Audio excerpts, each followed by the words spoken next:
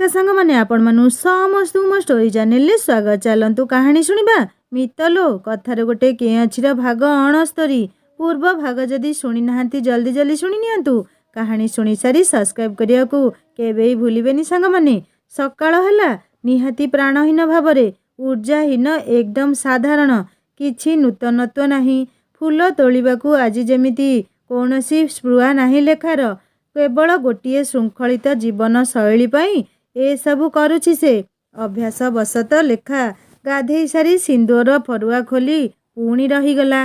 कहला ना तू फेरिले मते पिंधेबू। से निजर सिंदूर फरुआटी को ठाकुरंक पाखरे रखी कहला तुम सुरक्षारे रखिली प्रभु। खा मिसेस सिंह सह एयरफोर्स स्कूल रे पहुंची प्रिंसिपल ऑफिस रे पहुंचला। प्रिंसिपल मिसेस नागपाल लेखा को देखी इंग्लिश रे कहले बहुत दुख लागिला तम हजबैंड का विषय रे सुनी। देख एइटा आम जीवनर गोटे अंग। आग को देख लंबा जीवन पड़ी। तम बायोडाटा देखिली तमे बहुत भल स्टूडेंट थिल आउ एठारे जेमिति गोटे भल शिक्षयित्री हेब। Good luck Mrs Panigrahi. लेखा खूब भद्र भावरे कहला सियोर मैम मु निश्चय चेष्टा करिबी। लेखार जॉइनिंग औपचारिकता संपन्न हला। से स्टाफ रूम को अन्य टीचर का सह परिचय पाई गला। सेठी समस्त को देखी ता मनर बोझ किछि मात्रा रे हल्का लागुथुला। ताहारी परि भी दुई जन थिले जे कि निज स्वामी को हरई सारिछंती अनेक वर्षरु। मिसेस दत्ता लेखा को से अन्य मन सह परिचय करई देले। दुई दिन परे तारा आउ एक नुआ जीवनर अयम आरंभ हेब। लेखा फेरी आसिला स्कूल सबु जॉइनिंग फॉर्मालिटी सारी अवश्य मन को टिके विश्राम देबाकू गड़ी पड़िला। आउ खोजिबाकू बाहरी गला ता रंजन को। रंजन दीपहर सुनसान सेई पहाड़ी आड़कू झरका दे अनेई रहिछि। ताकू लागुछि जेमिति सेई आड़ू पणत उड़ेई ता लेखा हसी हसी ता आड़कू आसुछि। जा हो लेखा मुहरे हस। कल्पना रे ताकू खूब खुशी लागिला। से आउ थरे आखि बंद करी ता प्रियतमारा हस को सुनिया पई चेष्टा करुथुला। अचानक कानरे पड़िला हिंदुस्तानी फिल्म गीत आजारे परदेसी मैं तो कब से खड़ी इस पार। खूब मधुर स्वर रे कही जणे गाउथुला ए गीत। रंजन आमोदित होउथुला। किए गाउछि बोली आखि खोलिला। पहाड़ पाखरे बसी गीत गाउथुला सेई झियटी जिए रंजन को रमजान बोली कही फूल तोड़ा देई जाउछि। रंजन आश्चर्यर सीमा रहिलानी। किए एई झियटी केबे ताकू फूल तोड़ा देई तार आरोग्य कामना करुछि पुणी केबे से निजको रमजान मियार दुल्हन बोली कहूछि। आजी पुणी एमिति संगीत काहींकी। रंजन आउ ता विषय न भावी लेखा पाखकू पवन गति रे धाई जाउथुला। रंजन निजको निजे कहला तमे जिए भी हुओ जेते भल गाइले भी कौन हेबो। मो लेखार बेसुरा संगीत पाखरे सबु हार मानिबो। आहा लो मो बेसुरी एबे कौन करुथिबो केजानी। रंजन आखि बंद कला पुणी थरे। घरे केही नाहंती। हुसैन आउ अबू भी काम पाई बाहर को जाइछंती। फतिमा अम्मी निजर काम सारी थक्का मेंटेइबाकू सोई पड़िछंती। से केवल सेई झरका देई दूर दूर जाए रहिछि। केबे सेई रहस्यमय झियटी दिसी जाए तो केबे सबु शून्य लगे ताकू। डायरीटीए थिले निजर दिनचर्या लेखि दियंता हेले लेखिबा भी निरापद नुह। काहा हातरे जदि से डायरी लागिजिबो ताहले निज सहित ए सबु नाटक खत्म हे जिवो। ए अबू अमीर परिवार भी विपद रे पड़ी जिबे। ना से निज मन डायरी रे लेखि रखिबो सबु किछि। आउ एक रात्रिर अपेक्षा रे रंजन पहाड़ से पाखे सूर्य डूबी गलेनी। एबे लेखा सोइबा पई कपड़ा बदलेबाकू आलमीरा खोलिला। अचानक डायरीटे खसी पड़ला तळकू। से उठेई देखिला रंजन डायरी निज छाती रे चापी धरी कहला केते खोजिछि तो डायरी हेले पाई नथिली। आउ तू मो पाखरे नाहु ता बदल रे ए डायरी अछि। तू मते सतरे केते भल पाऊ तार तुलना नहीं। रंजन तू कोठी अछु जल्दी फेरिया मो पाखकू। तो लेखा नहेले मरी जीव तो बिना। लेखा डायरीटी धरी सोफा उपरे बसी पड़िला। आज खुशी रे निद आसुनी जमी ताकू। स्कूल रे जॉब मिली जिया जमिति आलोक बर्तिकाटीए होई जलीगला ता अंधारुआ जीवन रे। से खुशी रे डायरी खोलिला। एमिति कौनसी एक पृष्ठा। आजी घर गाँ सांग छाड़ी कटक आसिली कॉलेज रे पढ़िया पाई। ସବୁଠୁ କଷ୍ଟ ହେଉଥିଲା ଲେଖାଠୁ ଅଲଗା ହୋଇ ଅନ୍ୟ କଲେଜରେ ପଢ଼ିବା। ଆଜି ସକାଳେ ସେ ମୋତେ ଫୁଲ ତୋଳିବା ବାହାନାରେ ଅପେକ୍ଷା କରିଥିଲା ରାସ୍ତା ପାଖରେ। ଲେଖା ଯେମିତି ସେଇ ଦିନରେ ଥିଲା। ଆଉ ରଞ୍ଜନ କଥାର ଜବାବ ଦେଇ କହିଲା, ମୁଁ କାହିଁକି ତୋତେ ଦେଖା କରିବାକୁ ବାହାନା କରି ଫୁଲ ତୋଳିବାକୁ ଯିବି ଯେ? ମୁଁ ସବୁଦିନ ସକାଳେ ଉଠି ଫୁଲ ତୋଳିବାକୁ ଯାଏ ବୋଲି ତୁ ଜାଣିନୁ କି? ଆଗକୁ ଆଉଥରେ ପଢ଼ିବା ଆରମ୍ଭ କଲା। ଲେଖାକୁ ଦେଖି ମୋ ମନଟା ଖୁବ୍ ଖୁସି ହୋଇଗଲା। ହେଲେ କ'ଣ ହେବ? 2 ମିନିଟ୍ ଅବଧି ପାଇଁ ତା ଆଖିରେ ବି ମୁଁ ଚାଲି ଯାଉଥିବାର ଦୁଃଖ ଢଳ ଢଳ ହେଉଥିଲା। ସେ ମୋ ହାତରେ ମେଞ୍ଚାଏ ମଲ୍ଲିଫୁଲ ଚାଙ୍ଗୁଡିରୁ ଉଠେଇ ଧରେଇ ଦେଲା। ଲେଖା ଦେଖିଲା ଡାଏରୀ ଭିତରେ ଶୁଖି ଯାଇଥିବା ସେଇ ଦିନର ମଲ୍ଲିଫୁଲ ସେ ଏବେ ବି ସାଇତି ରଖିଛି। ଶୁଖି ଶୁଖି ରଙ୍ଗ ପରିବର୍ତ୍ତନ ହୋଇସାରିଛି, ହେଲେ ବି ସେ ରଖିଛି ତା ସ୍ମୃତିକୁ। ତା ପର ପୃଷ୍ଠାରେ ବହୁତ ପୁରୁଣା ଫଟୋଟିଏ ସେ ବାହାର କରି ଦେଖିଲା। 5ମ ଶ୍ରେଣୀରେ ହୋଇଥିବା ଶ୍ରୀକୃଷ୍ଣ ଲୀଳା ଗୀତିନାଟ୍ୟର ରାଧାକୃଷ୍ଣଙ୍କ ଫଟୋଟି। ରଞ୍ଜନ କୃଷ୍ଣ ଆଉ ସେ ରାଧା ହୋଇଥିଲା। ଲେଖା କୋଉ ପୁରୁଣା ଦିନକୁ ଫେରିଗଲା। ହଁ, ସେ ଶାଢ଼ୀ ପିନ୍ଧିଥିଲା ଆଉ କଳସୀ ଧରି ଯମୁନାକୁ ଯିବା ପାଇଁ କୃଷ୍ଣଙ୍କୁ ବାଟ ଛାଡ଼ ଗୀତ ଗାଉଥିବା ବେଳେ ତା ଶାଢ଼ୀ ଖୋଲି ଯାଇଥିଲା। ଲେଖା ଯେମିତି ସେଇ ଦିନରେ ଅଛି। ଲାଜରେ ମୁହଁ ତଳକୁ କଲା। ଶାଢ଼ୀ ଖୋଲିଯିବାର ଲାଜରେ ସେ ପୁଣି ଫେରି ଆସିଲା ଆଜିର ଦୁନିଆକୁ। ଏ ଫଟୋ ତାକୁ କେମିତି ମିଳିଲା? ପୁଣି ସାଇତି ରଖିଛି ଏଯାଏଁ। ଆଉ ଗୋଟିଏ ପୃଷ୍ଠା ଏମିତି ଖୋଲି ପଢ଼ିଲା ଲେଖା। ତାର ସେଇ ପ୍ରଶ୍ନ, ଆଉ କିଛି କହିବୁ? ଆଉ କିଛିର ଅର୍ଥ ମୁଁ ଭଲ କରି ଜାଣିଛି, ହେଲେ ସମୟ ଆସିଲେ ନିଶ୍ଚୟ କହିବି ଲେଖା। ଭାରି ଅବୁଝା ମୁଁ ଲେଖାଟା। ଲେଖା ଯେମିତି ତା ଡାଏରୀ ପୃଷ୍ଠାରେ ଲେଖାଥିବା କଥାର ଉତ୍ତର ଦେଉଥିଲା। ହଁ, ତୁ ବହୁତ ବଦମାସ। ସବୁ ଜାଣିବି ନୀରବ ରହିଲୁ।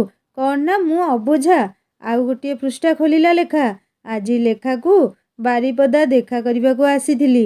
ଅମ୍ବିକା ମନ୍ଦିରରେ ତାକୁ ଦେଖି ମୋ ମନ ଏତେ ଖୁସି ହୋଇଯାଇଥିଲା ଯେ କହିବାକୁ ଭାଷା ନାହିଁ। ହେଲେ ଚଣ୍ଡୀ ମୋତେ ଦେଖି ମୁହଁ ବୁଲେଇ ରିକ୍ସାରେ ତା ମାଉସୀ ସହ ଚାଲି ଯାଉଥିଲା ବେଳେ ମୋ ହୃଦୟଟା ଫାଟି ଯାଉଥିଲା। ଲେଖା ଯେମିତି ପୁଣି ଥରେ ଉତ୍ତର ଦେଲା, ଆରେ ବୁଧୁ, ତୋତେ ବି ମନ୍ଦିରରେ ଦେଖି ମୋ ମନ କେତେ ଖୁସି ହୋଇଥିଲା ମୁଁ ହିଁ ଜାଣିଛି। ତୁ ମୋତେ ମନେଇବା ପାଇଁ କଟକରୁ ବାରିପଦା ଆସିଥିଲୁ, ଆଉ ମୁଁ ତୋତେ ଛାଡ଼ି ଚାଲି କେମିତି ଯାଇଥାନ୍ତି? ସେଦିନ ସାଙ୍ଗରେ ପରା ମାଉସୀ ଥିଲେ। ତୋ ପାଖକୁ କେମିତି ଯାଇଥାନ୍ତି? ମୁଁ ଫେରି ଯାଉ ନଥିଲି ମାଉସୀଙ୍କୁ ବାହାନା କରି ଛାଡ଼ି ତୋ ପାଖକୁ ଫେରି ଆସିବାକୁ ଯାଉଥିଲି। ବୁଧୁ କୋଉଠିକାର? ପୁଣି ଥରେ ଲେଖା ପଢ଼ିଲା ଆଗକୁ। ହେଲେ ମୋର ନିଜ ଭଲ ପାଇବା ଉପରେ ବିଶ୍ୱାସ ବି ଥିଲା। କିଛି ସମୟ ପରେ ଲେଖା ଫେରି ଆସିଥିଲା ମୋ ପାଖକୁ। ଇଚ୍ଛା ହେଉଥିଲା ତାକୁ ନିଜ ବାହୁରେ ଜାବୁଡ଼ି ଧରି, ଆରେ ତୁ ସେବେଠୁ ଏମିତି ଭାବୁଥିଲୁ? ଏମିତି ମିଛଟାରେ କ'ଣ ତୋତେ ମୁଁ ବଦମାସ ବେହିଆ ବୋଲି କହେ ନା କ'ଣ? ଲେଖା ନିଜକୁ ନିଜେ କହିଲା। ଆହୁରି ଅନେକ ପୃଷ୍ଠା ପରେ ପଢ଼ି ଚାଲିଥିଲା ଲେଖା। କେତେବେଳେ ଆଖି କୋଣରେ ଲୁହ ତ ଓଠରେ ଧାରେ ହସ ଫୁଟି ଉଠୁଥିଲା ଲେଖାର। ଘଡ଼ିକୁ ଅନେଇଲା ଲେଖା। ରାତି 2ଟା ବାଜିଲାଣି। ଆରେ ଏତେ ରାତି ହେଲାଣି, ହେଲେ ରଞ୍ଜନର ଡାଏରୀ ପଢ଼ୁ ପଢ଼ୁ କେତେବେଳେ ଏତେ ରାତି ହେଲାଣି ଲେଖାକୁ ଜଣା ବି ପଡ଼ିନାହିଁ। ଲେଖା ଡାଏରୀ ବନ୍ଦ କରି ରଖୁ ରଖୁ ନିଜ ଅଜାଣତରେ ଦୀର୍ଘ ନିଶ୍ୱାସଟିଏ ବୁକୁ ଚିରି ବାହାରି ଆସିଲା। ତା ସହ ଧକେଇ ହୋଇ ଅବୁଝା କୋହ ବି। ଆଉ ସେଇ କୋହର ଗୁଞ୍ଜନ ବୋଧହୁଏ ରଞ୍ଜନ ପର୍ଯ୍ୟନ୍ତ ପହଞ୍ଚି ଯାଇଥିଲା। ରଞ୍ଜନକୁ ଲାଗିଲା ଲେଖା ଯେମିତି ଖୁବ୍ କାନ୍ଦୁଛି ଏତେ ରାତିରେ। ସେ ଅଚାନକ ନିଦରୁ ଉଠି ବସିଲା। ମନ କରୁଛି ଲଣ୍ଠନ ଆଲୁଅରେ କୋଠରରେ ଖାଲି ଶୂନ୍ୟତା। ତଳେ ହୁସେନ ଶୋଇଛି, ଆର ରୁମରେ ଅବୁ ଅମି। ରଞ୍ଜନ ଆଖିରୁ ଲୁହ ପୋଛି କହିଲା, ଲେଖା, ଆଉ କିଛି ଦିନ ମାତ୍ର। ଅପେକ୍ଷାର ଅନ୍ତ ଘଟେଇ ମୁଁ ନିଶ୍ଚୟ ଫେରିବି ତୋ ପାଖକୁ ଲୋ। ତୁ ଏମିତି କାନ୍ଦିଲେ ଏଇଠି ଏଇ ପରଦେଶରେ ମୁଁ କେମିତି ରହିବି କହିଲୁ? ତୁ ସେଠି ହସିଲେ ବି ମୋତେ ଏଠାରେ ଆଭାସ ହୋଇଯାଏ, ଆଉ କାନ୍ଦିଲେ ବି। ରଞ୍ଜନ ପାଣି ଢୋକେ ପିଇ ଦେଇ ପୁଣି ବିଛଣାରେ ଗଡ଼ି ପଡ଼ିଲା। ଦେହରୁ ଧୀରେ ଧୀରେ କ୍ଷତ ଶୁଖିବାକୁ ଲାଗିଲାଣି। ମନରେ ଆଶା ଜାଗୁଛି ଠିକ୍ ହେବାର, ହିନ୍ଦୁସ୍ତାନ ଫେରି ଆସିବାର। ଲେଖା ଆଜି ପ୍ରଥମ ଦିନ ସ୍କୁଲରେ ତାର। ସେ ଶାଢ଼ୀଟିଏ ପିନ୍ଧି ମିସେସ୍ ସିଂଙ୍କଠାରୁ ଆଶୀର୍ବାଦ ନେଇ ସ୍କୁଲ ଅଭିମୁଖେ ଚାଲିଲା। ନୂଆ ଜୀବନର ଆରମ୍ଭ ଆଜି। ଆସିବା ସମୟରେ ରଞ୍ଜନ ଫଟୋକୁ ଚାହିଁ ଅନେକ ସମୟ ଲେଖା ଅନେକ କିଛି କହି ଆସିଲା ଯେମିତି। ସ୍କୁଲରେ ପାଦ ଦେଲା ସେ ଏବେ। ଲେଖା ସ୍କୁଲରେ ପହଞ୍ଚି ପ୍ରଥମେ ପ୍ରିନ୍ସିପାଲଙ୍କ ସହ ଦେଖା କରି ତାପରେ ଷ୍ଟାଫ୍ ରୁମକୁ ଆସି ନିଜ ସିଟରେ ବସିଲା। ସମସ୍ତେ ତାକୁ ଖୁସିରେ ସ୍ୱାଗତ ଜଣେଇଲେ। ତାକୁ 10th ଆଉ 11th ପିଲାଙ୍କୁ ସାଇନ୍ସ ଆଉ ମ୍ୟାଥ ପଢ଼େଇବାର ଦାୟିତ୍ୱ ଦିଆ ହୋଇଛି। ସେ ଆସିବା ପୂର୍ବରୁ ପୁଣି ଥରେ ନିଜେ ରିଭିଜନ୍ ସାରିଦେଇ ଆସିଛି। ତେଣୁ ପଢ଼େଇବାର କିଛି ଅସୁବିଧା ହେବନି ବୋଲି ନିଜକୁ ସେ ସାନ୍ତ୍ୱନା ଦେଉଛି। ପ୍ରଥମ କ୍ଲାସ୍ ଲେଖାର 10th ବି ସେକ୍ସନରେ ପିଲା 10th 40ରୁ ଅଧିକ। ଲେଖା ନିଜର ପରିଚୟ ଦେଇ ସବୁ ପିଲାଙ୍କୁ ନିଜର ନାମ କହିବାକୁ କହିଲା। ପିଲାମାନେ ବି ନୂଆ ମ୍ୟାମ୍ଙ୍କୁ ଆଦରରେ ଗ୍ରହଣ କରିନେଲେ। ଲେଖାର ପ୍ରଥମ କ୍ଲାସ୍ ଖୁବ୍ ଭଲ ରହିଲା। ପିଲାମାନେ ବି ଲେଖାର ପଢ଼େଇବା ଶୈଳୀରେ ସନ୍ତୁଷ୍ଟ ଜଣାପଡ଼ୁଥିଲେ। କ୍ଲାସ୍ ପରେ ଷ୍ଟାଫ୍ ରୁମ୍ରେ ଅନ୍ୟ ଟିଚରଙ୍କ ସହ କେମିତି ସମୟ ବିତିଗଲା ଜଣାପଡ଼ିଲାନି। ଘରେ ରହିଲେ ସବୁବେଳେ ସେଇ ରଞ୍ଜନ ଚିନ୍ତା ତାକୁ ଘାରିଯାଏ। ଆଜି ପଢ଼େଇବାରେ ସେ ଏମିତି ବ୍ୟସ୍ତ ରହିଲା ଯେ ରଞ୍ଜନ ସେଇ ସମୟତକ ତା ମନ ଭିତରକୁ ଆଉ ପଶିପାରିଲାନି। ଯେମିତି ସେ ଲଞ୍ଚ ବ୍ରେକ୍ରେ ଟିଫିନ୍ ଖୋଲିଲା, ମନଟି ଆପେ ଆପେ ଧାଇଁଗଲା ରଞ୍ଜନ ପାଖକୁ। ଆଖିରୁ ଜକେଇ ଆସୁଥିବା ଲୁହକୁ ଲୁଚେଇ ପୋଛିବା ସମୟରେ ମିସେସ୍ ଦତ୍ତା ଦେଖିନେଇ ପାଖକୁ ଆସି କହିଲେ, କାହିଁକି କାନ୍ଦୁଛ ଶ୍ରୀ? ତମେ ଏତେ ପାଠ ପଢ଼ିଛ, ନିଜ ଗୋଡ଼ରେ ଛିଡ଼ା ହେବାର ସାମର୍ଥ୍ୟ ରଖିଛ, ଆଉ ଯାହା ବିତିଗଲା ତା ପାଇଁ ସୋଚ୍ ନା କାହିଁକି? ଉଠ, ମଜବୁତ ହୁଅ, ଆଗକୁ ଚାଲ। ପଥରେ ଏକନିଷ୍ଠ ହୋଇ ଚାଲିବାର ନାମ ହେଲା ଜୀବନ। ଲେଖା ନିଜ ଦୁଃଖ ଲୁଚେଇ ହସିଲା। କହିଲା, ହଁ ମ୍ୟାମ୍, ଆପଣ ଠିକ୍ କହୁଛନ୍ତି। ମୁଁ ଆଉ କେବେ କାନ୍ଦିବିନି। ଲେଖା ଭାବୁଥିଲା ସତରେ ଝିଅମାନଙ୍କୁ ସ୍ୱାବଲମ୍ବୀ ହେବା ନିହାତି ଜରୁରୀ।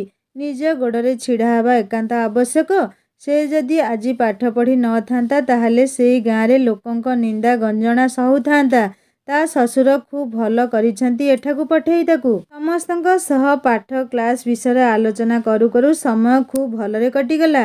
ଲେଖାର ମନ କଷ୍ଟ ବହୁତ ମାତ୍ରାରେ ଊଣା ହେଲା ପରି ଲାଗୁଥିଲା ତାକୁ। ଲେଖା ଘରେ ପହଞ୍ଚି ନିଜର ଶାଶୁ ତଥା ନିଜ ଘରକୁ ଫୋନ୍ କରି ସ୍କୁଲରେ ଜଏନିଂ ବିଷୟରେ ଜଣେଇ ଦେଲା। ରଞ୍ଜନର ବାପା ମା ଖୁବ୍ ଆଶୀର୍ବାଦ ଦେଇ ତାର ମଙ୍ଗଳ କାମନା କଲେ।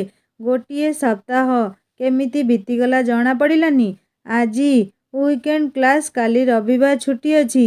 ଏଇ 5-6 ଦିନରେ ଲେଖା ସମସ୍ତଙ୍କ ଆଖିରେ ଖୁବ୍ ପ୍ରିୟ ପାତ୍ରୀ ହୋଇସାରିଛି। ପିଲାମାନେ ତ ଲେଖାକୁ ଶ୍ରୀ ମ୍ୟାଡମ୍ ବୋଲି ଡାକୁଛନ୍ତି। ହଁ, ସ୍କୁଲରେ ତାକୁ ସମସ୍ତେ ଶ୍ରୀଲେଖା ଜାଗାରେ ଶ୍ରୀ ବୋଲି ଡାକୁଛନ୍ତି। ତାର ବ୍ୟବହାର, କର୍ମ ପ୍ରତି ନିଷ୍ଠା ସମସ୍ତଙ୍କୁ ଖୁବ୍ ଖୁସି କରିଛି। ଲେଖା ଆସେମ୍ବଲି ପ୍ରୋଗ୍ରାମ ପରେ 11 ପିଲାଙ୍କ କ୍ଲାସ୍ ନେବା ପାଇଁ ବାହାରୁଛି। କରିଡରରେ କାହାର ଧକେଇ ହେବାର ଶୁଣିଲା। ଲେଖା ପାଖକୁ ଯାଇ ଦେଖିଲା ତାହାରି କ୍ଲାସର ଝିଅ ପ୍ରତୀକ୍ଷା।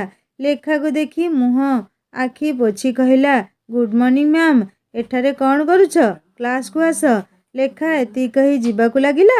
ଅଚାନକ କାନରେ ପଡ଼ିଲା, ଏଇ ପ୍ରତୀକ୍ଷା, ସମୟ ଆସିଲେ କହିଦେବି କାହିଁକି ମନ ଦୁଃଖ ଏତେ ତୋର। ଚାଲ୍ କ୍ଲାସକୁ ଏବେ, ମ୍ୟାଡମ୍ ଗଲେଣି ପରା। ଲେଖାର ପାଦ ଅଟକିଗଲା ସେଇଠି। ବୁଲିପଡ଼ି ଅନେଇଲା ପଛକୁ। 11th ଷ୍ଟାଣ୍ଡାର୍ଡର ପ୍ରତୀକ୍ଷା ଆଉ ପ୍ରଶାନ୍ତ ଦୁହେଁ ଖୁବ୍ ଭଲ ଷ୍ଟୁଡେଣ୍ଟ ଆଉ ସାଙ୍ଗ ବୋଲି ସେ ଲକ୍ଷ୍ୟ କରିଛି। ହେଲେ ଆଜି କୋଉ ସମୟ କଥା କହୁଛି ପ୍ରଶାନ୍ତ? ତାର ବୁଝିବାକୁ ଆଉ ଡେରି ହେଲାନି। ସେ ନିଜକୁ ପ୍ରତୀକ୍ଷା ଜାଗାରେ ଆଉ ରଞ୍ଜନକୁ ପ୍ରଶାନ୍ତ ଜାଗାରେ ଆବିଷ୍କାର କଲା ଯେମିତି। ମନଟା ପୁଣି ଆଜି ଅଶାନ୍ତ ହେବାକୁ ଲାଗିଲା। କ୍ଲାସରେ ଦେଖିଲା ପ୍ରତୀକ୍ଷା ଗୁମସୁମ ହୋଇ ବସିଛି, ଆଉ ପ୍ରଶାନ୍ତ ବି। ଦୁହେଁ କ୍ଲାସରେ ପଢ଼ାରେ ଖୁବ୍ ଆକ୍ଟିଭ ରହନ୍ତି। ଆଜି ଦୁହେଁ ପୂରାପୂରି ନୀରବ। ସେ ସବୁ ବୁଝିପାରୁଥିଲା। ଲେଖା ଫେରିଲା ଖୁବ୍ ଉଦାସ ହୋଇ। ଆଜି ଖୁବ୍ ମନେ ପଡ଼ୁଛି ରଞ୍ଜନ। କ୍ୱାର୍ଟର୍ସ ଆଗରେ ଚାନ୍ଦିନୀ ଉପରେ ବସି ପଡ଼ିଲା ସେ କ୍ଳାନ୍ତ ହୋଇ। ଆଖି ଆଗରେ ବହୁତ ଦିନ ପରେ ସେଇ ଯୋଡ଼ି ପାରାକୁ ଦେଖିଲା। ହେଲେ ଯୋଡ଼ି ଭିତରୁ ଗୋଟିଏକୁ ତ ସାପ ଧରିଥିବା ଦେଖିଥିଲା ସେଦିନ। ଆଉ ସେ ଭିତରୁ ସେ ସାପ ଉପରକୁ ଗ୍ଲାସଟିଏ ବି ଫିଙ୍ଗିଥିଲା। ସେ ସାପଟି ପାରାଟିକୁ ନେଇ ଗଛ ବୁଦା ଭିତରେ ଲୁଚି ଯାଇଥିଲା। ଏ ପୁଣି କ'ଣ? ଲେଖା ଦେଖିଲା ଗୋଟିଏ ପାରାର ଗୋଡ଼ ଛୋଟା। ସେ ନିଶ୍ଚିନ୍ତ ହୋଇଗଲା ଯେ ସେଦିନ ସାପ ମୁହଁରୁ ପାରାଟି ବଞ୍ଚି ଯାଇଛି ତାହେଲେ। ହେଲେ ସାପର ମୁହଁରେ ତା ଗୋଡ଼ଟି ଧରିଥିଲା ବୋଲି ବିଚରା ଛୋଟା ହୋଇଯାଇଛି। ହେଲେ ବି ଦୁହେଁ ଏବେ ପାଖରେ ଅଛନ୍ତି। ଲେଖା ଖୁବ୍ ଖୁସି ହେଲା। ସେ ଘର ଭିତରୁ ମୁଠାଏ ଚାଉଳ ଆଣି ସେ ଦୁହିଁଙ୍କ ଆଗରେ ବିଞ୍ଚିଦେଲା। ପାରା ଦୁଇଟି ଟୁଗୁରୁ ଟୁଗୁରୁ କରି ଚାଉଳ ଦାନା ଥଣ୍ଟରେ ଉଠେଇ ଖୁସିରେ ଖାଇବାରେ ଲାଗିଲେ। ଲେଖା ଘର ଭିତରେ ପଶି ଡ୍ରଇଂ ରୁମ୍ରେ ରଞ୍ଜନ ଫଟୋକୁ ଅନେଇ କହିଲା, କେବେ ଆସିବୁ ତୁ ରଞ୍ଜନ? ତୋ ବିନା ବହୁତ କଷ୍ଟ ହେଉଛି। ହେଲେ ଜାଣିଛୁ, ମୁଁ ବହୁତ କଥା ଏକୁଟିଆ କରିବା ଶିଖିଗଲିଣି। ହଁ, ମଣିଷକୁ ପରିସ୍ଥିତି ଆଉ ସମୟ ସବୁ କିଛି ଶିଖେଇ ଦିଏ। ଯୋଉ ଲେଖା ଝରକା ଖୋଲିଲେ ଅନ୍ଧାରକୁ ଡରୁଥିଲା, ସେ ଆଜି ସମ୍ପୂର୍ଣ୍ଣ ଏକୁଟିଆ ଏତେ ବଡ଼ କ୍ୱାର୍ଟର୍ସରେ ରହୁଛି। ଯେଉଁ କାମ ପାଇଁ ସେ ରଞ୍ଜନ ଉପରେ ନିର୍ଭର କରୁଥିଲା ଆଜି ସେ ନିଜେ କରିପାରୁଛି। ରଞ୍ଜନ ସତ କହୁଥିଲା, ଲେଖା ତୁ ସବୁ କରିପାରିବୁ, ଖାଲି ଫୁଲେଇ ହେଉଛୁ ସିନା। ଆଜି ସ୍କୁଲରୁ ଫେରି ଲେଖା କେମିତି ଅନ୍ୟମନସ୍କ ରହୁଛି। ହୁଏତ ପ୍ରଶାନ୍ତ ଆଉ ପ୍ରତୀକ୍ଷା ଛଳରେ ରଞ୍ଜନର ସ୍ମୃତି ତାକୁ କବଳିତ କରୁଛି। ପୁଣି କେବେ କେବେ ତା ଅନ୍ତର୍ମନକୁ ସେ ପ୍ରଶ୍ନ କରେ, ସତରେ ରଞ୍ଜନ କୋଉଠି ଅଛି ଏବେ? ସେ କେବେ ଫେରି ଆସିବ ତା ପାଖକୁ? ରଞ୍ଜନ ଆଜି ଝରକା ଛାଡ଼ି କୁଡ଼ିଆର ବାହାରେ ଗୋଟିଏ ପଥର ଉପରେ ବସି ପଡ଼ିଛି। ଏବେ ରଞ୍ଜନର କ୍ଷତ କିଛି ମାତ୍ରାରେ ଠିକ୍ ହେଲାଣି। ସେ ବାହାରକୁ ବାହାରିବା ଆଗରୁ ଦର୍ପଣରେ ନିଜ ମୁହଁ ଦେଖି ଚମକି ପଡ଼ିଲା। ସେ ନିଜକୁ ନିଜେ ଚିହ୍ନି ପାରୁନି ଆଜି। ଆଉ ଏଠାରେ କିଏ ତାକୁ ଚିହ୍ନିବ ଯେ? ଏମିତି ବେଶରେ ଯଦି ଲେଖା ତାକୁ ଦେଖିବ କ'ଣ କହିବ? ସତରେ ଭାବିବ ସେ ହିଁ ରମଜାନ ମିଆଁ। ମନେ ମନେ ହସିଲା ରଞ୍ଜନ। ଫତିମା ଆମି କ'ଣ ଆଣିବା ପାଇଁ ପାଖ ଦୋକାନକୁ ଯାଇଛନ୍ତି। ସେ ଘରେ ଏକୁଟିଆ। ବାହାରେ ପଡ଼ିଥିବା ପଥର ଉପରେ ବସିପଡ଼ି ଚାରିଆଡ଼କୁ ନଜର ବୁଲେଇ ଆଣିଲା। ଘରେ ଏବେ କେହି ନାହାନ୍ତି। ବେଳେବେଳେ ମନରେ ତାର ଅବୁ, ଅମି, ହୁସେନ ସମସ୍ତଙ୍କ ଉପରେ ସନ୍ଦେହ ହୁଏ। ତାକୁ ସେମାନେ ଏତେ କାହିଁକି ଭଲ ପାଉଛନ୍ତି? ସେ କିଏ ତାଙ୍କର? ଗୋଟିଏ ଶତ୍ରୁ ଦେଶର ନାଗରିକ। ତା ପ୍ରତି ଏତେ ଯତ୍ନ ସ୍ନେହ ତାକୁ ଖୁବ୍ ସନ୍ଦେହରେ ପକେଇ ଦିଏ। ଛାଇ ଲେଉଟାଣି ବେଳ। ଆଜିକୁ 4 ଦିନ ହେଲାଣି ସେଇ ରହସ୍ୟମୟୀ ଝିଅଟି ତା ଝରକା ପାଖକୁ ଆସିନାହିଁ। ରଞ୍ଜନ ଭଲ କରି ସେଇ ପାହାଡ଼ ଆଡ଼କୁ ଅନେଇଲା। କି ମନଜିଣା ପ୍ରକୃତିର ପରିବେଶ ଇଏ।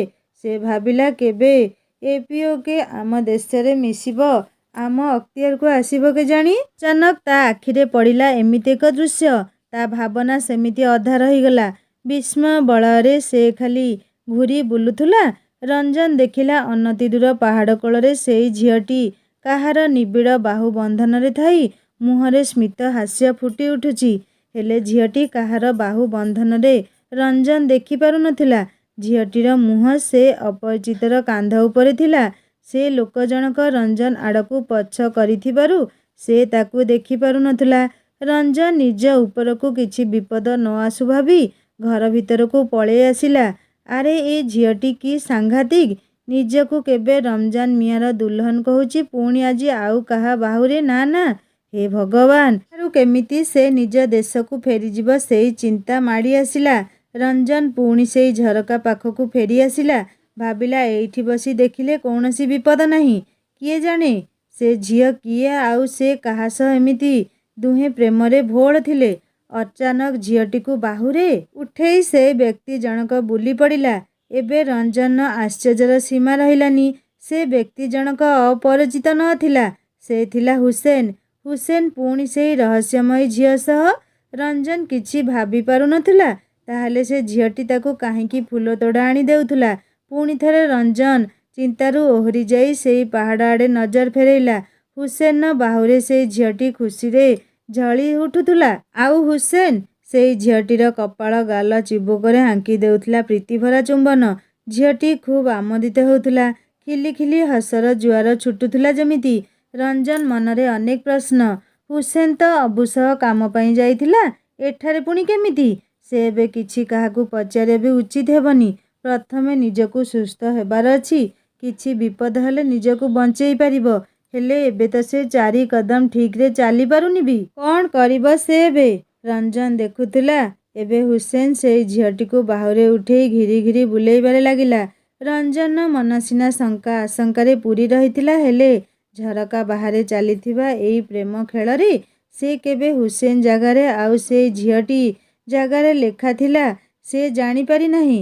ଯେମିତି ଲେଖା ତା ବାହୁରେ, ଆଉ ସେ କହୁଛି, ଛାଡ଼ ମୋତେ, ପଡ଼ିଯିବି। ଏଇ ରଞ୍ଜନ, ଛାଡ଼। ରଞ୍ଜନ ଧ୍ୟାନ ଭଙ୍ଗ ହେଲା। ନିଜର 2 ବାହୁକୁ ଅନେଇ ତା ଆଖି କୋଣରେ 2 ବୁନ୍ଦା ଲୁହ ଜକେଇ ଆସିଲା। କହିଲା, ଖୁବ୍ ଶୀଘ୍ର ଆସିବି ଲେଖା, ଆଉ ଏଇ ବାହୁରେ ଉଠେଇ ତତେ ଏମିତି ଝୁଲେଇବି। ଆଉ ଥରେ ପାହାଡ଼ ଆଡ଼କୁ ଦୃଷ୍ଟି ନିକ୍ଷେପ କଲା ସେ। ନା, ସେ ଦୁହେଁ ଆଉ ଦିଶୁ ନଥିଲେ। ରାତିରେ ଅବୁ ଆଉ ହୁସେନ ଘରକୁ ଫେରିଲେ। ଶୋଇବା ବେଳେ ରଞ୍ଜନ ଭାବୁଥିଲା ହୁସେନକୁ ପଚାରିବ ସେ ଝିଅ ବିଷୟରେ। ହେଲେ ମନରେ ଭୟ ମଧ୍ୟ ଅଛି। ଅନ୍ୟ କିଛି କଥା ଥିବ ଯଦି ତା ଜୀବନ ପ୍ରତି ବିପଦ ଆସିପାରେ। ନା, ଏବେ ପଚାରିବା ଠିକ୍ ହେବନି। ଖୁବ୍ ସତର୍କତା ସହିତ କାମ କରିବାକୁ ପଡ଼ିବ। ନହେଲେ ଲେଖା ପାଖକୁ ଫେରିଯିବାର ସ୍ୱପ୍ନ ସେଇ ସ୍ୱପ୍ନରେ ହିଁ ରହିଯିବ। ଦୂରରୁ ଟେରର କ୍ୟାମ୍ପରୁ ଗୁଳି ଗୋଳାର ଶବ୍ଦ ହୃଦୟ ଥରେଇ ଯାଉଛି। ରଞ୍ଜନ ଭାବୁଛି ଏଇ ଗୁଳିଗୋଳା ଅଭ୍ୟାସ ତା ଦେଶରେ କୋଉ କୋଣରେ ଦିନେ କେତେ ଲୋକଙ୍କ ଜୀବନ ନେବାରେ ସାହାଯ୍ୟ କରିବ। ଇଚ୍ଛା ହେଉଥିଲା ଉପରୁ ଯାଇ ବୋମାଟିଏ କ୍ୟାମ୍ପ ଉପରେ ପକେଇ ଆସିବାକୁ। ତା ମନ ଭିତରେ ପୁଣି ଅବୁ ଆଉ ହୁସେନକୁ ନେଇ ସନ୍ଦେହର କୁହୁଡ଼ି ମାଡ଼ି ଆସିଲା। ଅବୁ ଆଉ ହୁସେନ ଟେରରିଷ୍ଟ ତ ନୁହନ୍ତି। ସେ କୌତୂହଳ ବଶତଃ ଯୋଉ କୋଠରେ ଶୋଇଥିଲା ସେଇଠିକୁ ଛାନଭିନ୍ କରିବାକୁ ଲାଗିଲା। ଗୋଟିଏ ଛୋଟ ବାକ୍ସ ଭିତରୁ ରଞ୍ଜନ ହାତରେ ଯୋଉ ଜିନିଷଟିଏ ପାଇଲା ସେ ସେଇଟିକୁ ଧରି ପ୍ରଥମେ ଖୁବ୍ ଜୋରରେ କାନ୍ଦିଲା। ପୁଣି ନିଜ ଭିତରକୁ ଫେରିଲା। ଅବଦୁଲ ମିଆଁର ବାକ୍ସରେ ଶ୍ରୀମଦ୍ ଭଗବଦ୍ ଗୀତା। ସେ ସ୍ୱପ୍ନ ଦେଖୁନି ତ? ପର ଦେଶରେ ନିଃସଙ୍ଗ ଆଉ ଅସହାୟ ସମୟରେ ତାକୁ ଲାଗିଲା ସେଇ ଗୀତା ବହି ଯେମିତି ତାର ସବୁ କିଛି। ସେ ଛାତିରେ ମୁଣ୍ଡରେ ମାରି ପୁଣି ବାକ୍ସ ଭିତରେ ଯତ୍ନରେ ଥୋଇଦେଲା। ହେଲେ ଅବଦୁଲ ମିଆଁ ଘରେ ହିନ୍ଦୁ ପୁରାଣ ପୁଣି ଗୀତା? କ'ଣ ରହସ୍ୟ ଆର? ସେ ହୁସେନ ଆଉ ସେଇ ଝିଅ ବିଷୟରେ ଭୁଲିଗଲା। ଏ ଅବଦୁଲ ମିଆଁ କିଏ ପ୍ରକୃତରେ? କେମିତି ଜାଣିବ ସେ? ଏବେ ଲେଖା ସ୍କୁଲ ଲାଇଫ୍ ସହିତ ଖୁବ୍ ଭଲ ଭାବରେ ନିଜକୁ ଖାପ ଖୁଆଇ ସାରିଲାଣି। ସେ କେବେ ନିଜକୁ ସେଇ ପିଲାଙ୍କ ଭିତରେ ଷ୍ଟୁଡେଣ୍ଟ ଭାବରେ ପାଏ ତ କେବେ ପ୍ରତୀକ୍ଷା ଆଉ ପ୍ରଶାନ୍ତ ଭିତରେ ନିଜକୁ ଆଉ ରଞ୍ଜନକୁ ଖୋଜିବ ସେ। ଆଜି ପିଲାମାନେ ଗେମ୍ସ ପାଇଁ ଫିଲ୍ଡକୁ ଗଲେଣି। ଲେଖା ଏକୁଟିଆ ବସିଥିବା ଦେଖି ମିସେସ୍ ଦତ୍ତା ପାଖକୁ ଆସି କହିଲେ, ଲେଖା, ଗୋଟିଏ କଥା ପଚାରିବି, ଖରାପ ଭାବିବ ନାହିଁ ତ? ଲେଖା ମୁଣ୍ଡ ହଲେଇ ସମ୍ମତି ଜଣେଇଲା। ଲେଖା, ତମ ବୟସ ଏବେ ବହୁତ କମ୍। ଏବେଠୁ ଏମିତି ଏକୁଟିଆ ଜୀବନ କେମିତି ତୁମେ ବିତେଇବ? ସମସ୍ତଙ୍କୁ ସାଥୀଟିଏ ଦରକାର ହୁଏ ଜୀବନରେ ରାସ୍ତା ଚାଲିବା ପାଇଁ। ଲେଖା ବୁଝିପାରୁନି ସେ କ'ଣ କହିବାକୁ ଚାହାନ୍ତି। ଏତେ ଗୌରଚନ୍ଦ୍ରିକା କ'ଣ ପାଇଁ ଦେଉଛନ୍ତି? ଯାହା କହିବା କଥା ସିଧା ସିଧା କାହିଁକି କହୁନାହାନ୍ତି? ସେ ଅପେକ୍ଷା କଲା। ମିସେସ୍ ଦତ୍ତା କହି ଚାଲିଥିଲେ, ଲେଖା, ତମେ ଦ୍ୱିତୀୟ ବିବାହ ପାଇଁ ରାଜି ହେବ ତ? ମୋ ପାଖରେ ଗୋଟିଏ ଭଲ ପ୍ରପୋଜାଲ ଅଛି ତମ ପାଇଁ। ମିସେସ୍ ଦତ୍ତାଙ୍କ କଥାଗୁଡ଼ା ଯେମିତି ଲେଖା ଦେହରେ ସର ପରି ବିଦ୍ଧ ହୋଇ ଯାଉଥାଏ। ହେଲେ ସେ ନିଜକୁ ସମ୍ଭାଳି ନେଉ ନେଉ ଲୁହ ଛୁପେଇ କହିଲା, ମ୍ୟାଡମ୍, କେବେ ବି ନୁହଁ। ଏମିତି କହି ପିଲାଙ୍କ ଖେଳ ପଡ଼ିଆ ଆଡ଼କୁ ଦୌଡ଼ି ପଳେଇଲା ଲେଖା। ଆଉ ହୃଦୟରୁ ବାହାରୁଥିଲା, ରଞ୍ଜନ, କୋଉଠି ଏବେ ତୁ? ପ୍ଲିଜ୍ ଆଉ ମୋର ଅଧିକ ପରୀକ୍ଷା ନ ନେଇ ଫେରିଆ ଏଥର। ଲେଖା ଦେଖିଲା ଫୁଟବଲ ଖେଳରେ ପ୍ରଶାନ୍ତର ଗୋଡ଼ରେ ଖୁବ୍ ଜୋରରେ ମାଡ଼ ଲାଗିଛି। ପ୍ରତୀକ୍ଷା ତା ପାଖରେ ବସି ତା ଗୋଡ଼ରେ ମୁଭ୍ ସ୍ପ୍ରେ କରି କହୁଛି, ଅନ୍ୟମନସ୍କ ହୋଇ ଖେଳିଲେ କ'ଣ ହେବ? ଏମିତି ଗୋଡ଼ରେ ମାଡ଼ ହେବ ସିନା। କେତେଥର କହିଲି କେୟାରଫୁଲ୍ ହୋଇ ଖେଳିବାକୁ। ଲେଖା ଆଖିରୁ ଲୁହ ପୋଛି ନିଜକୁ ଯେମିତି ରଞ୍ଜନ ପାଖରେ ବସି ବାର ଅନୁଭବ କରୁଥିଲା। ସେ ଏମିତି କେତେଥର ରଞ୍ଜନକୁ କ୍ରିକେଟରେ ହାତରେ ମାଡ଼ ବଜେଇ ଆସେ ବୋଲି ଗାଳି କରିଛି। ସେ ମିସେସ୍ ଦତ୍ତାଙ୍କ କଥାକୁ ଭୁଲିଯାଇ ରଞ୍ଜନ ସ୍ମୃତିରେ ହଜି ଯାଉଥିଲା। ଭାରାକ୍ରାନ୍ତ ମନ ନେଇ ସ୍କୁଲରୁ ଲେଖା ଘରକୁ ଫେରୁଛି। ଗେଟ୍ ଖୋଲି ଭିତରେ ପଶିବ ପଛରୁ କେହି ଜଣେ ଖୁବ୍ ଆପଣାର ସ୍ୱର ଡାକିଲା, ଲେଖା, ଏ ଲେଖା। ପରିଚିତ ସ୍ୱରଟିଏ ଥିଲା ଲେଖା ପାଇଁ। ସେ ପଛକୁ ଫେରି ଅନେଇଲା। ହଠାତ୍ ପବନକୁ ଦେଖି ତା ମନ ଭିତରେ ଅନେକ ଦ୍ୱନ୍ଦ୍ୱ ଉପୁଜିବାକୁ ଲାଗିଲା। ଇଏ କ'ଣ ପାଇଁ ଏଠାରେ ପୁଣି? ଏ ଦୁନିଆଟା ଭାବେ ଜଣେ ସ୍ତ୍ରୀଲୋକ କେବେ ଏକୁଟିଆ ରହିପାରିବନି ବୋଲି। ତାକୁ କିଏ ନା କିଏ ସାଥୀଟିଏ ସବୁବେଳେ ଦରକାର। ଆଜି ଯେମିତି ମିସେସ୍ ଦତ୍ତା ଗୁରୁଜ୍ଞାନ ଦେଉଥିଲେ ଆଉ ଆଜି ଏ ପବନ ବି ଆସିଛି ସେମିତି କିଛି କହିବାକୁ ତାକୁ। ଲେଖାର ମନ କଠୋର ହୋଇ ଉଠୁଥିଲା। ଲେଖା ସୌଜନ୍ୟ ଦୃଷ୍ଟିରୁ ପବନକୁ ନମସ୍କାରଟିଏ ପକେଇ ଠିଆ ହେଲା ସେଇ ଗେଟ୍ ପାଖରେ। ସେ ଜାଣି ଜାଣି ପବନକୁ ଘରକୁ ଡାକିବାକୁ ଚାହୁଁନଥିଲା। ଲେଖା, ଏତେ ବଡ଼ ଘଟଣା ଘଟିଗଲା ଅଥଚ ମୋତେ ଟିକେ ଜଣେଇଲନି? ଲେଖା ମନରେ ପୁଣି ସେଇ କ୍ଷତଟିକୁ ପବନ ଯେମିତି ପୁଣି ଥରେ ରକ୍ତାକ୍ତ କରି ପକେଇଲା। ଲେଖା ଆଖିକୁ ଆସୁଥିବା ଲୁହକୁ ସେ ଖୁବ୍ ସନ୍ତର୍ପଣରେ ଲୁଚେଇବାକୁ ଚେଷ୍ଟା କରୁଥିଲା। ଲେଖା, ଏବେ କେମିତି ଅଛ? ଲେଖା ମନ ଭିତରେ ରହି ରହି ମିସେସ୍ ଦତ୍ତାର ବାକ୍ୟ ସର ଭଳି ଫୋଡ଼ି ହେଉଛି। ଏବେ ଏ ପବନ ନିଶ୍ଚୟ କିଛି ସେମିତି କହିବାକୁ ଆସିଥିବ। ଲେଖା କହିଲା, ଆପଣ ଏଠାକୁ ଆଉ ଆସିବେନି। ମୋ ଉପରକୁ କିଏ ଆଙ୍ଗୁଳି ଉଠେଇ କିଛି କହୁ ମୁଁ ଚାହେଁନି। ମୁଁ ଭଲରେ ଅଛି।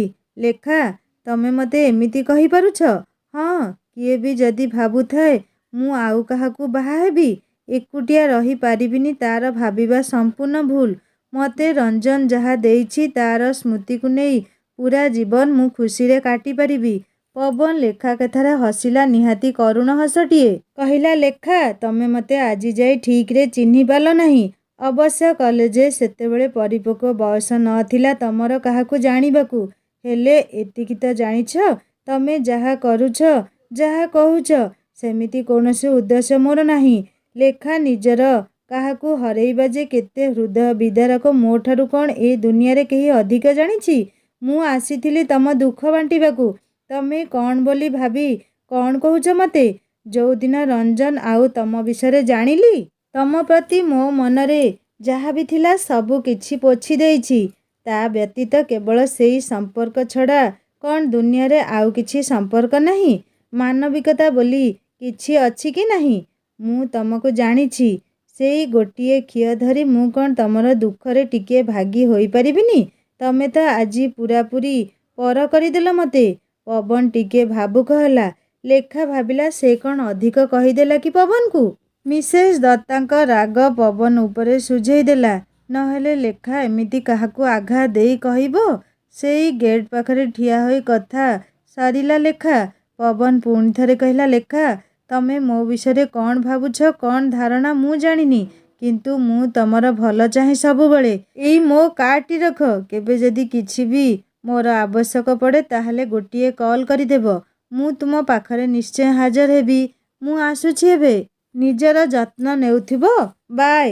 ପବନ ସେଇ ଗେଟ୍ ପାଖରୁ ଫେରିଗଲା। ଲେଖା ତା ଯିବା ବାଟକୁ ଚାହିଁ ରହି କହୁଥିଲା, ଅଭଦ୍ରାମୀ ପାଇଁ କ୍ଷମା କରିଦେବ ପବନ। କାରଣ ଏ ସମାଜର ଆଖି ଖୁବ୍ ଖରାପ। ସଜ ମାଛରେ ପୋକ ପକେଇବା ଏମାନଙ୍କର କାମ। ମୁଁ ମୋ ନିଜର ସ୍ୱାଭିମାନ ଇଜ୍ଜତ ଲୋକଙ୍କ ଆଖିରେ ହରେଇବାକୁ ଚାହେଁନି। ମୁଁ ଜାଣିଛି ଆପଣ କେମିତି, ହେଲେ ଏ ଲୋକଙ୍କର ଆଖି ଜାଣିନି ମୁଁ। ପବନ କାର୍ କେତେବେଳୁ ଚାଲିଗଲାଣି। ଲେଖା ଖୁବ୍ ନିରାଶ ହୋଇ ଘର ଭିତରେ ପଶିଲା। ସୋଫା ଉପରେ ଗଡ଼ି ପଡ଼ିଲା ଆଉ ଆଖି ଦୁଇଟି ମୁଦି ହୋଇଗଲା ତାର। ଛାଇ ଛାଇ ନିଦରେ ତାକୁ ଲାଗୁଥିଲା ରଞ୍ଜନ ପାଖରେ ଯେମିତି ଠିଆ ହୋଇଛି। ସେ କହିଲା, ଏଇ ଏମିତି କ'ଣ ଅବେଳରେ ଶୋଇଛୁ? ମୁଁ ଆସୁଛି ଖୁବ୍ ଶୀଘ୍ର ତୋ ପାଖକୁ ଫେରି ଆସିବି। ଏମିତି କ'ଣ ନିଜକୁ ରଖିଛୁ ତୁ? ଆଉ କାନ୍ଦିବାକୁ ଦେବିନି ତୋତେ। ଏଇ ମୋ ଚଣ୍ଡୀ, କେତେ ଶୁଖିଗଲୁଣି ତୁ। ଉଠ, ଖିଆପିଆ କର। କାହିଁକି ଶୋଇଛୁ ଯେ? ଲେଖାର ନିଦ ଚାଉଁକିନା ଭାଙ୍ଗିଗଲା। ସେ ଆଖି ଖୋଲୁନି କାରଣ ବନ୍ଦ ଆଖି ଭିତରେ ହିଁ ତା ରଞ୍ଜନ ତାକୁ ଦିଶିଗଲା। ହେଉ ପଛେ ଦିବା ସ୍ୱପ୍ନ। ସେମିତି କେତେ ସମୟ ଲେଖା ଆଖି ବନ୍ଦ କରି ରଞ୍ଜନ ଆଉ ଟିକିଏ ଆଗରୁ ସ୍ୱପ୍ନରେ କହିଥିବା କଥା ମନେ ପକାଇ ଖୁସି ହେଉଥିଲା। ମୋ ରଞ୍ଜନ ଫେରି ଆସିବ କହିଛି। ସେ ନିଶ୍ଚୟ ଆସିବ। ସେ କେବେ ଏମିତି ସିରିୟସ୍ କଥାରେ ମିଛ କହେନି। ଲେଖାର ସ୍କୁଲରୁ ଫେରି ସନ୍ଧ୍ୟାବତୀ ଜଳେଇବା ଯାଏଁ ସେଇ ସୋଫା ଉପରେ କଟିଗଲା। ସନ୍ଧ୍ୟା ଦେଉ ଦେଉ ଖୁବ୍ ଦୁଃଖରେ କହିଲା, ପ୍ରଭୁ, ଆଉ ପରୀକ୍ଷା କେତେ ଦିନ ନେବ? ଆଜି ଗୁରୁବାର। ଷ୍ଟେସନ ମନ୍ଦିରରେ ଜଗନ୍ନାଥଙ୍କ ପାଖରେ ପୂଜା ହେଉଥିବ। ହେଲେ ସେ କେମିତି ନୁଖୁରା ମୁଣ୍ଡ ଆଉ ଫୁଙ୍ଗୁଳା ହାତ ନେଇ ଯିବ? ଅନ୍ୟମାନେ ଦେଖିଲେ କ'ଣ କହିବେ? ହେଲେ ତାକୁ ବହୁତ ଇଚ୍ଛା ହେଉଛି ଯିବା ପାଇଁ ଆଜି। ମିସେସ୍ ସିଂଙ୍କୁ ଡାକି ନେବ କି? ନା ନା, ସେ ଆଜି ଏକୁଟିଆ ଯିବ ଆଉ ଫେରିବ ମଧ୍ୟ। ମନ୍ଦିରରେ ଓଡ଼ିଆ ସ୍ତ୍ରୀ ଲୋକମାନେ ଲେଖାକୁ ଖୁବ୍ ଆଦରରେ ସ୍ୱାଗତ କଲେ। ସମସ୍ତେ ଏମିତି ବ୍ୟବହାର କରୁଥିଲେ ସତେ କି କିଛି ସେମିତି ହୋଇନି। ଯାହା ହେଉ ଆଜି କେହି ତାର କ୍ଷତକୁ ଆଉଥରେ କେହି ରକ୍ତାକ୍ତ କରିନାହାନ୍ତି। ସେ ଖୁସି ହେଲା। ଜଗନ୍ନାଥ ମୁହଁକୁ ଅନେଇଲା। ହେଲେ ଆଖିରୁ ଦୁଇ ଟୋପା ଲୁହ ଛଡ଼ା ଆଉ କିଛି ବି ସେ କହିପାରି ନଥିଲା। ପୂଜା ସରିଲା।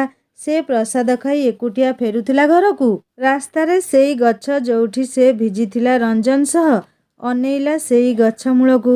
ଲାଗୁଥିଲା ରଞ୍ଜନ ବାହୁରେ ଯେମିତି ଖୁବ୍ ନିବିଡ଼ ଭାବରେ ତାକୁ ଧରି ସେ ଠିଆ ହୋଇଛି। ମୁହଁ ଫେରେଇ ଧାଇଁଲା ଆଗକୁ। ଅଚାନକ କୁଆଡ଼େ ଥିଲା ଅଦିନିଆ ବାଦଲ ବରସିଗଲା ହାଲକା ହାଲକା ଠିକ୍ ସେଇ ଦିନ ପରି। ଲେଖା ଆହୁରି ବେଗରେ ଧାଇଁଲା ଘର ମୁହାଁ।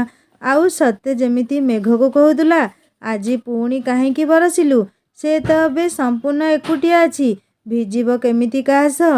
ମେଘ ସହିତ ଲୁହ ଧାର ବି ମିଶିଗଲା। ଆଉ ଜଣା ପଡ଼ୁନଥିଲା ଆକାଶର ଧାର ନା ଲେଖାର ଆଖିରୁ ବହି ଆସୁଥିବା ଧାର। ଲେଖା ଖୁବ୍ କ୍ଳାନ୍ତ ଆଜି। କେତେ ଘଟଣା ଘଟିଗଲା ସତରେ।